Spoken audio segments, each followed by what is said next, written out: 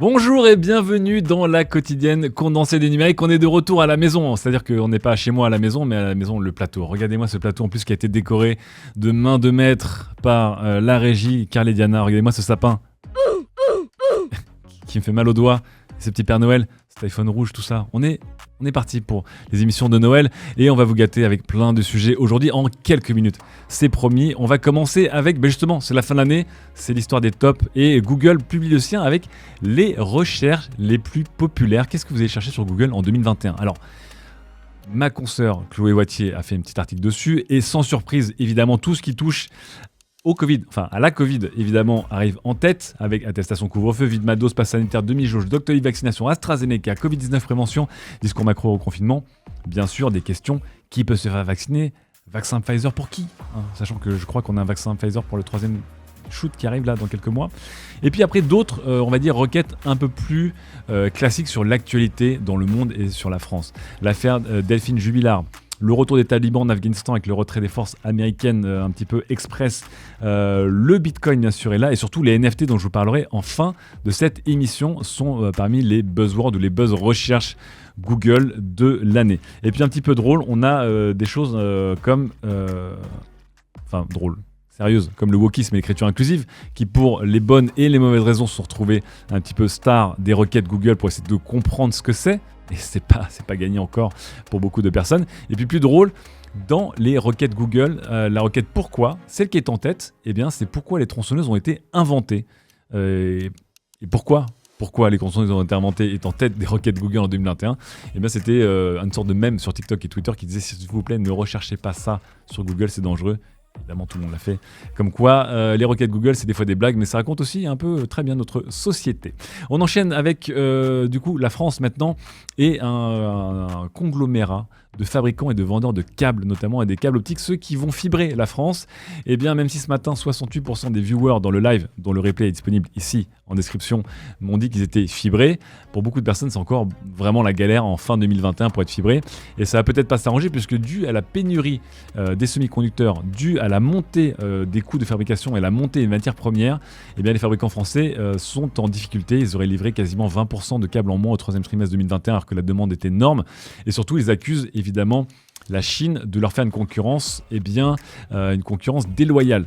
L'Union européenne devrait peut-être protéger les fabricants français et européens de câbles en créant une taxe à l'importation sur les câbles chinois, puisque selon ce conglomérat, ce syndicat de fabricants et de vendeurs de câbles européens, les Chinois sont aidés par le gouvernement qui leur aide du coup à baisser drastiquement les prix, faire une forme de dumping et de concurrence déloyale. Est-ce que on va se protéger et avoir une forme de protectionnisme contre les câbles chinois ? Voilà. Moi, l'idée, c'est juste de savoir si, pour vous, les gens qui avaient la fameuse petite plaque en bronze qui dit « Bientôt votre immeuble sera fibré » et que cette plaque, elle prend la poussière parce qu'on vous l'a vissée au mur de votre hall il y a 5 ans et que rien n'est arrivé, j'espère juste qu'un jour, vous aurez la fibre. On passe maintenant au chipset et au téléphone portable avec de l'Android. On commence par le chipset avec le Snapdragon 8 Gen 1. Je vous rappelle, c'est le successeur du Snapdragon 898. XDA Développeur a commencé des premiers benches avec des appareils dits de référence sur 3 benchmarks par rapport au Snapdragon 888 et au Snapdragon 860. Des benches un peu étranges, je ne vais pas vous mentir, puisque pour l'instant, 865 pardon. Pour l'instant, selon les benches, on a des résultats, on va dire en augmentation linéaire assez logique par rapport aux générations précédentes et aux gammes inférieures, très bien.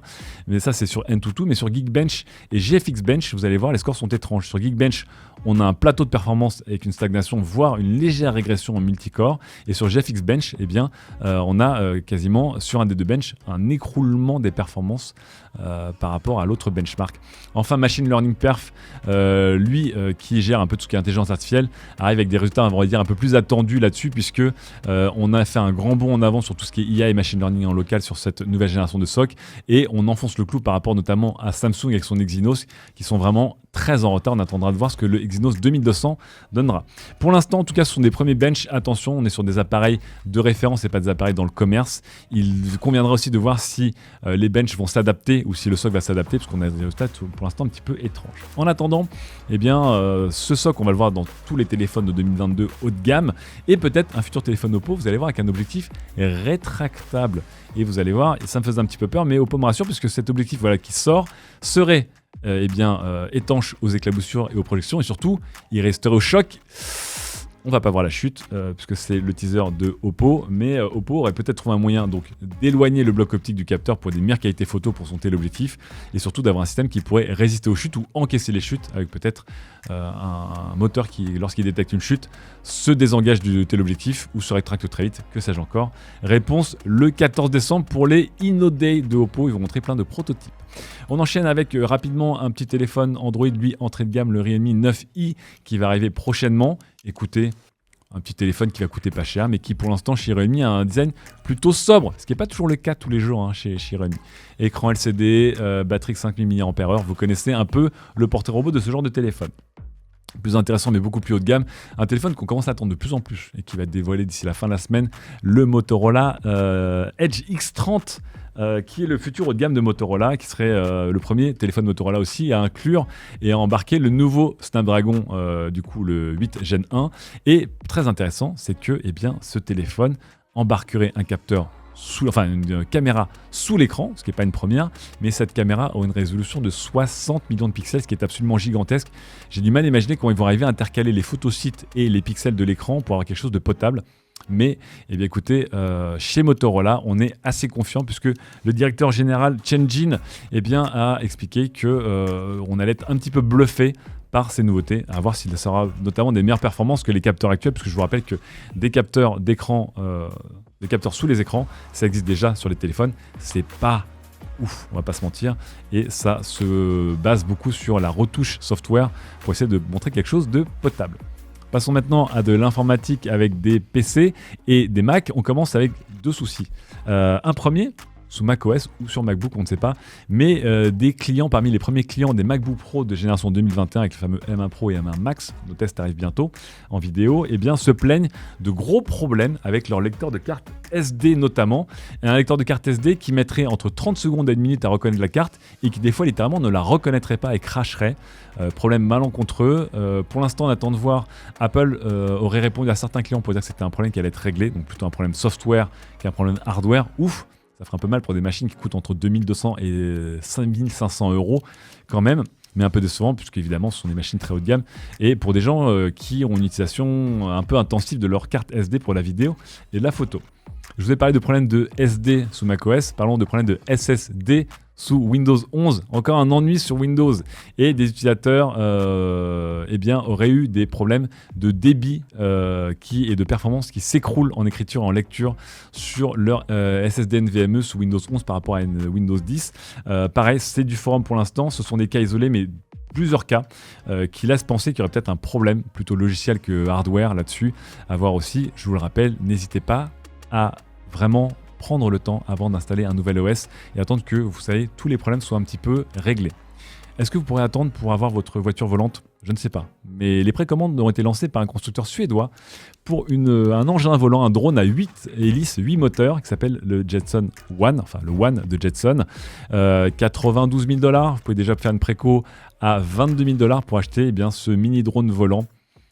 Qui pèse à peine 80 kg en fibre de carbone et qui permet de vous déplacer ouvertement. Alors je vous avoue que j'ai un peu peur pour la sécurité du pilote parce qu'il n'y a pas beaucoup de protection pour quelqu'un dont la tête et les mains sont pas loin de ces hélices qui tournent à toute vitesse. Une vingtaine de minutes d'autonomie, 60 km/h de vitesse maximum et déjà un carnet de précommande, vous allez voir, qui est rempli puisqu'il est là. Voilà, il va falloir maintenant attendre le châssis numéro 60 et quelques si vous voulez vous mettre dans la file d'attente de ces clients. Je vous rappelle que techniquement, même si ça marche, le gros challenge, ça va plutôt être légalement où est-ce que vous pourrez voler avec ça. Lorsqu'on va avec déjà un petit drone Parrot ou DJI pour le faire voler quelque part en France, il faut s'accrocher. On enchaîne, ce coup-ci on passe au Wi-Fi 6 qui a été homologué en France. Très bien. Bonne nouvelle, le Wi-Fi 6E, qui vous permettra d'attaquer des nouvelles bandes autres que la 2,4 et la 5 GHz avec la 6 GHz. Attention cependant, puisque la plage de bandes exploitables sera beaucoup plus restreinte qu'aux États-Unis. Donc on aura 480 MHz de plage contre 1200 MHz outre-Atlantique. Mais bon, bonne nouvelle pour les gens qui veulent toujours avoir plus de débit sans fil. Attaquons-nous maintenant aux GAFAM avec un article et une enquête assez impressionnante de la part de The Information. Attention, c'est une enquête payante, mais elle vaut encore une fois la peine. Ça revient sur un deal secret qui aurait été passé entre Apple et le gouvernement chinois. il y a maintenant 5 ans, au milieu des années 2010, à l'époque où la Chine commençait un petit peu à resserrer la vis sur tous ces géants américains qui voulaient venir croquer dans le jackpot et dans le marché chinois. Et The Information a eu accès à des informations et des documents internes qui montrent comment Tim Cook en personne, qui avait déjà des bonnes relations avec la Chine, s'est déplacé en personne plusieurs fois pour promettre à la Chine que, évidemment, les investissements d'Apple là-bas permettraient au pays de s'enrichir. Il n'y aurait pas que Apple qui allait s'enrichir grâce à la Chine. Un deal d'un équivalent de 275 milliards de dollars aurait été signé dans le plus grand des secrets au milieu des années 2010, donc autour de 2016-2017, pour que Apple retrouve un petit peu les grâces de l'État chinois et puisse commercer là-bas et éviter toutes les restrictions que le gouvernement peut mettre en place envers les constructeurs américains. Je vous rappelle que c'est une grande question qui se pose avec la culture aussi et pas que le hardware. Des détails croustillants et pas forcément très réjouissants ressortent de cette enquête, et notamment à une époque où les régulateurs chinois avaient fait pression sur Apple pour modifier notamment Apple Maps et pour faire en sorte que certaines îles qui s'appellent Diaoyu, je suis désolé, je pensais avoir le nom en tête mais je l'ai oublié, qui sont des îles contestées entre la Chine et le Japon, apparaissent de manière plus grande pour les utilisateurs chinois d'Apple Plan et qu'ils voient mieux ces îles. C'était une envie du régulateur pour mettre en valeur un peu l'enjeu autour de ça, et donc on s'est retrouvé avec un logiciel de cartographie qui a été truqué pour des enjeux politiques, et à l'époque en interne chez Apple ça a fait grincer beaucoup de dents, mais finalement Apple s'est plié à la requête des régulateurs. Pourquoi ? Parce que les régulateurs avaient un peu mis en otage la sortie de l'Apple Watch en Chine et avaient dit si vous n'accédez pas à notre requête, ça va être compliqué pour l'Apple Watch de sortir en Chine. Voilà en tout cas ce qui se passe chez Apple, mais aussi ce qui se passe chez beaucoup de géants occidentaux qui veulent commercer avec la Chine et qui veulent encore une fois faire de l'argent et prendre une part du gâteau chinois. Et pour ça, il faut faire plaisir au gouvernement chinois. Et c'est pas toujours simple à lire cette enquête. En tout cas, c'est ma lecture du jour. Autre point, autre GAFAM, ce coup-ci, on va parler de Meta avec 2 points. Meta qui a annoncé que Instagram allait mettre en place des mécanismes pour protéger les adolescents, c'est-à-dire des mécaniques de limitation de temps d'écran, des avertissements pour dire aux adolescents de quitter un peu Instagram, et puis aussi des hubs pour donner du support et de l'éducation et des armes pour les parents et pour les tuteurs légaux de ces adolescents pour mieux gérer Instagram. Alors évidemment, on va dire que ça fait plaisir, mais évidemment, vous le savez aussi, chez Meta, rien n'est innocent. Ça intervient le jour où Adam Mosseri, le boss d'Instagram, doit être auditionné au Congrès américain pour s'expliquer sur les pratiques d'Instagram qui, je vous le rappelle, ont largement été remises en cause et en question par les Facebook Papers, et on a vu notamment qu'Instagram savait que beaucoup d'adolescents souffraient en allant sur ce réseau et en sortaient un petit peu plus déprimés qu'en y entrant. On reste avec Meta, et ce coup-ci on va aller sur l'autre marque de Meta, c'est pas Instagram, c'est Facebook, et 2 plaintes qui ont été déposées par des réfugiés Rohingyas qui attaquent pour l'équivalent de 150 milliards de dollars Meta, et accuse Facebook d'avoir diffusé et mis en avant des discours de haine à l'encontre de cette communauté musulmane en Birmanie qui, je vous le rappelle, a dû être déportée dans des camps de réfugiés pour échapper littéralement à une épuration ethnique du gouvernement du Myanmar, pardon, pas de Birmanie, c'est le nouveau nom de la Birmanie.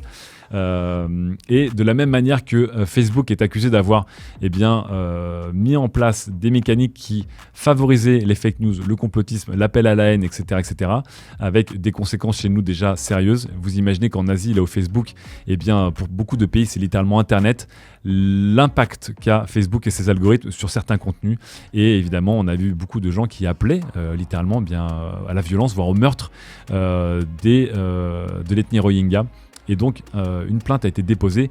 Jusqu'où elle ira, on ne sait pas. Mais la plainte elle-même est importante puisqu'elle raconte, encore une fois, l'impact de Facebook et parfois l'impact dramatique de Facebook dans certains pays. On revient un petit peu en France avec un bilan, on va dire, qui va presque nous faire sourire un petit peu amer, parce que c'est le bilan d'Adopi. Je vous rappelle qu'Adopi va être un petit peu fusionné avec le Conseil supérieur de l'audiovisuel, le CSA. Et en attendant, Adopi fait un petit peu le bilan de son action depuis 2009. Ça aura coûté quelques dizaines de millions d'euros à l'État français pour essayer de stopper et d'endiguer le piratage. Un bilan qui est plutôt maigre, puisque en 12 ans d'action et 14 millions de mails envoyés, il y a eu 517 jugements avec une petite amende de 290 €. Alors évidemment, Adopi n'était pas là pour gagner de l'argent, mais Adopi était là plutôt pour dissuader les internautes de pirater. On va pas se mentir, c'est plutôt les services légaux efficaces et pratiques qui ont plutôt détourné les gens du piratage qu'un système de répression. Bref, on pourra refaire le match plusieurs fois. On termine avec des NFT et la crypto. Je vous rappelle que les NFT cartonnent. Je vous rappelle que les NFT, c'est un système qui est lié à la blockchain qui permet de créer une sorte de certification autour d'assets et de protocoles, et qu'on parle aussi beaucoup de NFT, surtout autour de l'art numérique et du jeu vidéo. Eh bien, Ubisoft se lance là-dessus, et Ubisoft s'est associé avec la blockchain Tezos pour lancer des NFT. On a déjà eu une tribune la semaine dernière pour expliquer que la blockchain pouvait changer de jeu vidéo, ce qui dans théorie peut être intéressant, mais le problème c'est que Ubisoft a surtout lancé pour l'instant des objets dans un de leurs jeux, et juste des objets qui seront collectibles in-game et qui pourront notamment être certifiés avec tous les propriétaires qui l'ont eu, être revendus sur des plateformes tierces en dehors du jeu d'Ubisoft. Mais on va pas se mentir, le programme Quartz pour l'instant ressemble plus à des objets in-game en édition limitée et pas grand chose d'autre. Donc est-ce que Ubisoft essaie de surfer sur le buzzword des NFT? Est-ce que c'est un départ un peu timide? On va pas se mentir, vu que Ghost Recon Breakpoint n'a pas beaucoup fonctionné, c'est peut-être une manière un peu discretos de se lancer dedans.